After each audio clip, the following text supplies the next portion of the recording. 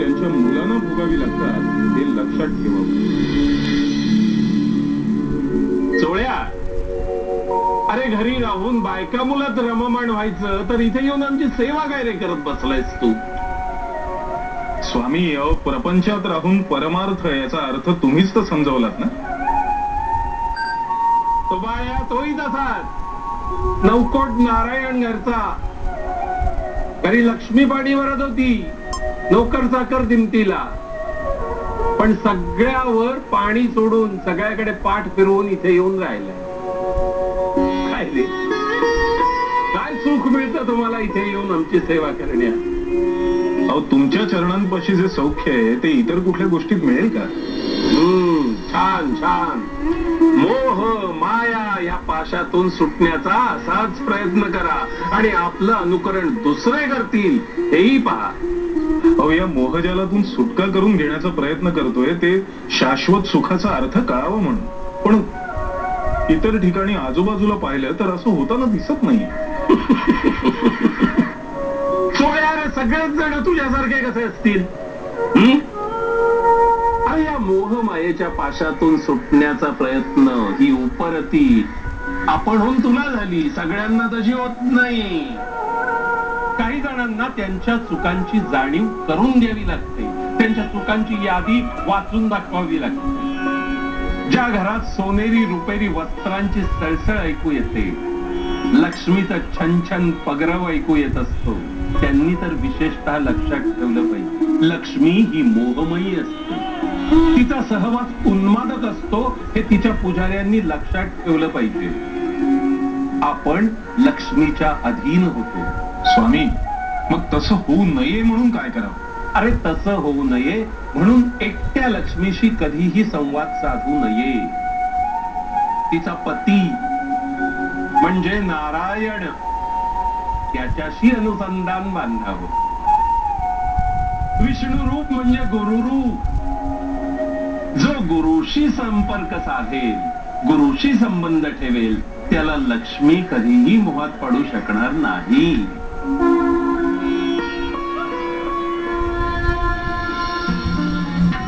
आई, मला खूप त्रास होतोय. तोवर धीर धर. बाबा गेलेत वैद्याकडं, येतीलच एवढंच.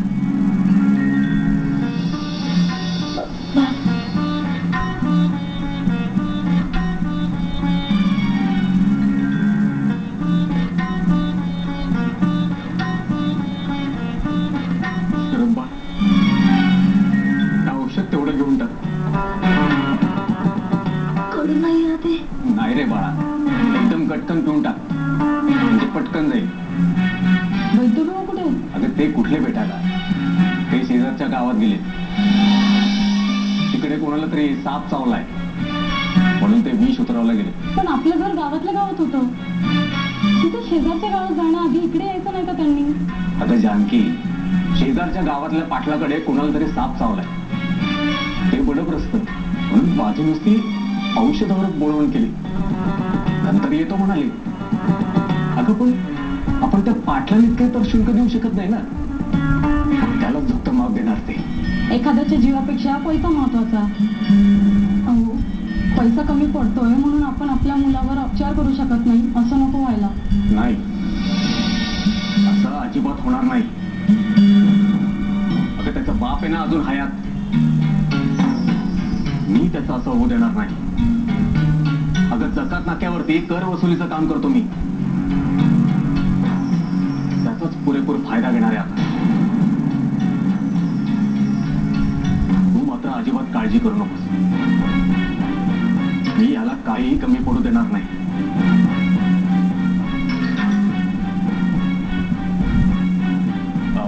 बरं, आपल्या इथे जे लोक राहायला आलेले आहेत त्यांनी राहण्याचं खाण्यापिण्याचे पैसे दिलेत का? नाही. ठीक आहे, मी बघतो काय.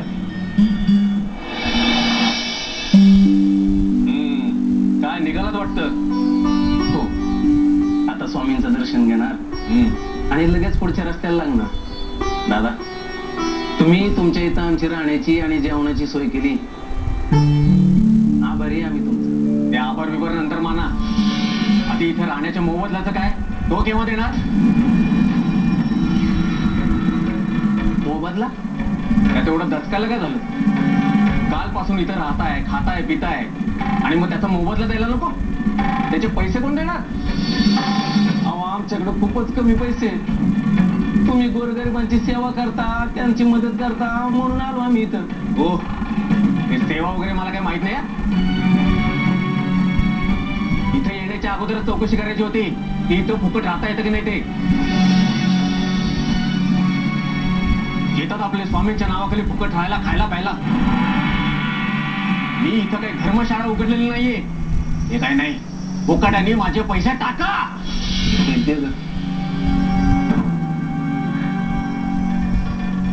हे घेतात.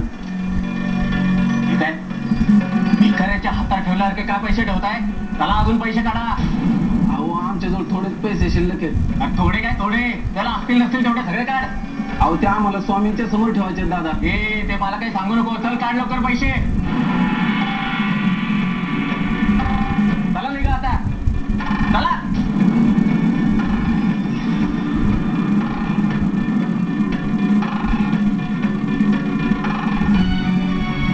स्वामींसमोर ठेवते.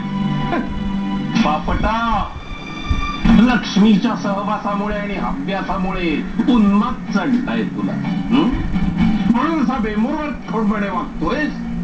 आमच्या यात्रेकरूंना त्रास देतोय. आणि आज जे घडलं ना, त्याला सर्वस्वी जबाबदार तुझं हे वागणं आहे. लक्षात ठेव. तुला कळत नाहीये. अरे तुझ्या या भ्रष्टाचारी कुकर्मांमुळे तुझ्या मुलाला दम्याचा त्रास भोगावा लागतोय. आणि त्याच्यावर इलाज म्हणून तुझं हे असलं वागणं तू तसंच चालू ठेवणार असशील ना? व्यर्थ आहे रे, व्यर्थ आहे.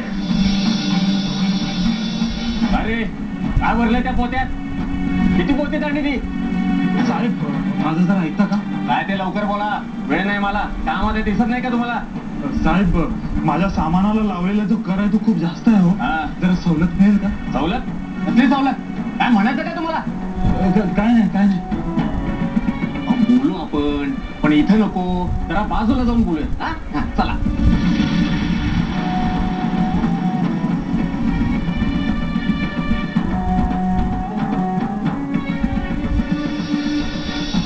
काय झालं काय? हा, आता बोला. अहो काय, कचेरी जवळ अशा गोष्टी बोलता येत नाही ना. तुम्हाला कर जास्त वाटतोय का? हो साहेब, खूप जास्त वाटतोय तर. काय कमी केलं तर बरं होईल. अहो करू की, तुमच्यासाठी काय वाटतं ते करू. पण पण काय? अहो आता मी तुमचा कर कमी करून देणार. मग माझ्या हातात काय पडणार? काय, एका हाताने द्यायचं आणि दुसऱ्या हाताने घ्यायचं. कळलं का? हा? हे काय एवढेच? अहो आवळा घेऊन कोळा काढू पाहताय तुम्ही.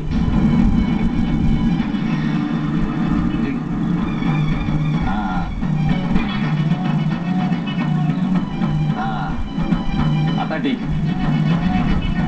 आता तुम्हाला कर भरण्याची काहीही आवश्यकता नाही. निघा आता तुम्ही. स्वामी माफ करा आम्हाला. आम्ही आपल्याला काही देऊ शकत नाही स्वामी. अहो इच्छा खूप होती आमची. आपल्या समोर ठेवण्यासाठी आम्ही पैसेही बाजूला ठेवले होते जपून. पण त्या बापट दादानं आमच्या जवळचे होते नव्हते तेवढे सगळे पैसे काढून घेतले त्यांनी. होय स्वामी, हात जोडले त्यांच्या समोर, पण ते काही ऐकून घ्यायला तयार नाही. म्हणाले इथे काही धर्मशाळा नाही उघडली. पैसे दिले तरी ते त्यांना अपुरे पडले. आमच्याकडे सगळे पैसे काढून घेतले. हो स्वामी, त्यांच्याबद्दल आम्ही खूप वेगळं ऐकलं होतं. ते गोरगरिबांना मदत करतात, ते देतील तेवढेच पैसे घेतात. अहो पण आम्हाला तर वेगळाच अनुभव आला. इतका पैशाला चटावलाय हा बापट, एवढा मगरूर झालाय.